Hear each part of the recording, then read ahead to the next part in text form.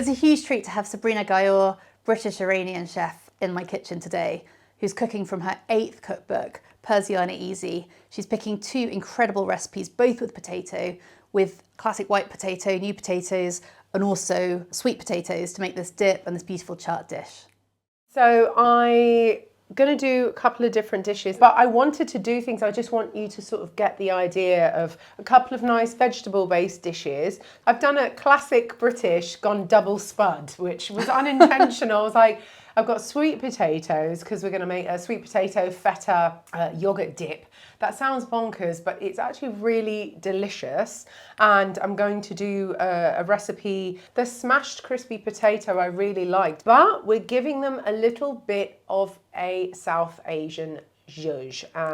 So I'm going to start with that, okay? Now the crispy potatoes, I'm just going to show you the technique for making these, okay? So what we've done is essentially just boiled new potatoes, and you just take the bottom of a glass and you literally just carefully sort of give it a little smash, get it as flat as you can. It's cooked already, but you just put them onto a baking tray and you drizzle some olive oil, salt and pepper, whatever oil you want to use, and then you just pop them in the oven to crisp up and like really crisp up, because I like crispy spuds. So we've got some here. And the crispiest bit, is that the bottom that was touching the pan and then they've been turned over? 100%, that's it. I mean, I always find the bottom gets fairly crispy, and sometimes I get lazy and I don't flip spuds over, but like it's handy to do that.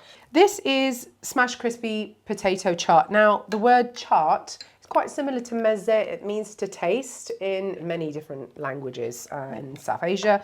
And basically, it's a type of street food with the same sort of treatment on top. So you'll have, usually it will be yogurt, it will be tamarind, it will be onions, coriander, and then something called sev, which are like crispy, like chickpea vermicelli cooked noodle snacks. And as those are hard to find, I'm going in with cornflakes.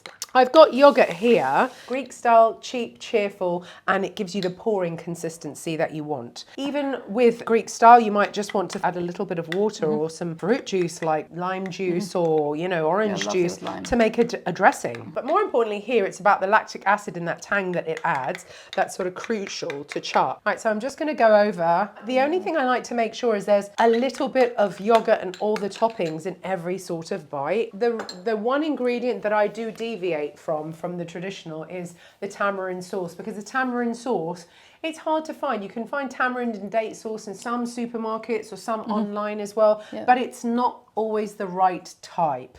So I switched to the one that's a lot more readily available, pomegranate molasses. So it's sweet, but it's also tangy. I'm just going to sort of swish it over here, because that tang will cut through that natural roasted sweetness of the center of those potatoes, and then the yogurt makes it nice and creamy. Oh, you're getting really heavy with that. Oh yeah, nice. That's not heavy. I'm going in with onions, and then I've got some lovely coriander here. Coriander haters, I can hear you going, ugh, you don't have to. You can use any herbs you like, or just simply strip it back and leave an ingredient out. And then we're going to go on with a flourish of pomegranate seeds. I like to go big. And pomegranate seeds are only making their way into chaat dishes, not traditional, I would say, but now you can find them on authentic South Asian dishes. And then finally, cornflakes. Bonkers, I know, but this is about textural satisfaction. You can try crisps, corn nuts, mixed snacks of any kind, and there you go. That's already the first dish done. I've got some ingredients for this dip now. Sweet potato is not really a common ingredient in the Middle East, and in fact most people I have checked in with go, oh, I don't like sweet potato in my family, it's too sweet. This is the perfect recipe if you're willing to try it, because that lactic tang and acid that is naturally present in Greek yogurt is the perfect partner to the sweetness of the sweet potato. And if that wasn't enough, you also have creamy, salty feta cheese. I've got some Greek yogurt, Greek style yogurt, whatever you want to use. I've got some feta cheese, I've got a crushed garlic clove, I've got some fresh basil, and I've got a lemon, which I'm going to use for its zest. I've also got some pretty chunky monkey sweet potatoes. The order was, please roast some whoppers, and I certainly got that. So, but what I love about a sweet potato is it's wholly different. Not only is it more digestible than an average potato, but most importantly, when you roast it, its flesh is already like mash already. And then look at peeling it. It just comes off so quick, so easy, and you just like whoop, dump that straight. Look, I'm just literally, boom, yanking it off its skin. It's just so easy. I'm going to go in with garlic. I'm not even going to really work too hard mashing this right now because quite frankly, as we mash it with a spoon, it will actually mash beautifully.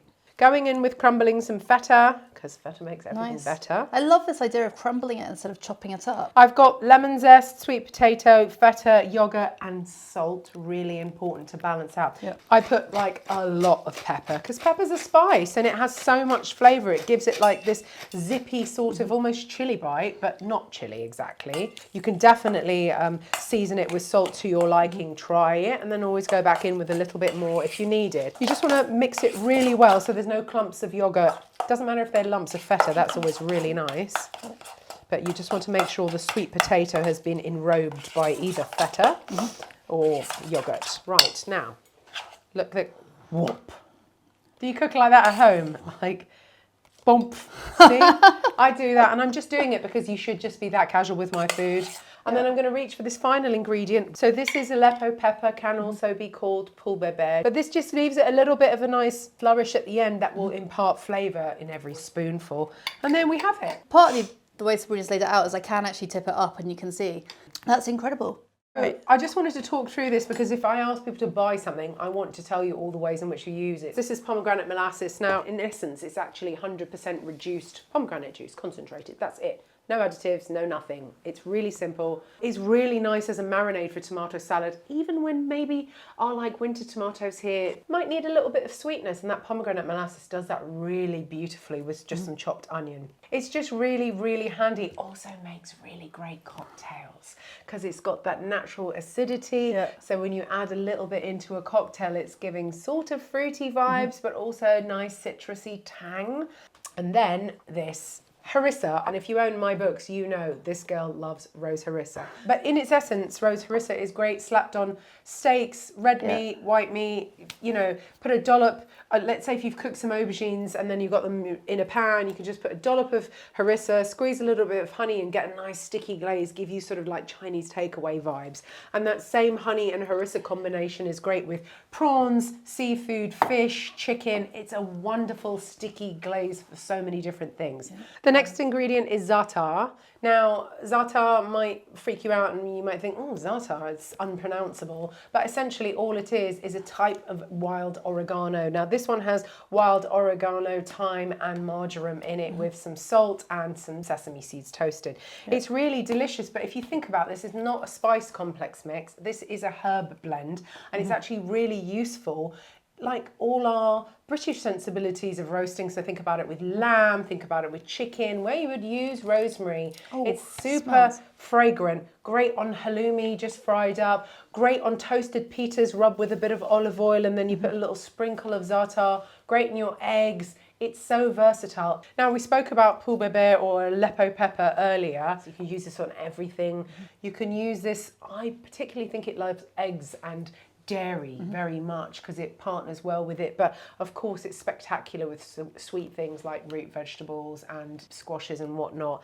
But you should just use it wherever you fancy a tickle of chili and not a punch, so to speak. And then lastly, we have in the kit tahini. Drizzling tahini over your food is not a good idea. Tahini is really bland. It doesn't have salt really in it. Tahini benefits from having generous quantities of it, either in hummus or thin it down with some yogurt, season it, for the love of God, just add some salt into it and a squeeze of lemon, make a yogurt tahini, it's much nicer. And if you're plant-based, here's where tahini gets really useful. Anywhere where you don't have meat, like in a soup or a stew or a curry, and you're like, it's just a bit watery maybe because it doesn't have bones or meat, you know, that is going to affect the consistency.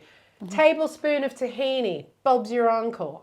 Ali's my uncle, but Bob's your uncle. You just stir that in until it dissolves and it thickens it. It thickens the sauce, it gives it body, and you don't have to add flour unnecessarily. So it's a great, natural, slightly sweet thickener of soups and stews and stocks where you don't have meat especially. It's really, really handy and delicious. I love your approach to using up all these different things and giving those ideas. And I can't recommend enough these dishes. I mean, I'm obviously extremely lucky to be able to taste them now. But this is something that I'll be making again and again and again. Thank you so much, Sabrina. It's been such a joy to have you in the kitchen today. And this food is unbelievably delicious. And I've learned so much about how to use these different ingredients. We'll make sure that mine keep on going down in the cupboard as well. Thank you so much. It's been an absolute pleasure.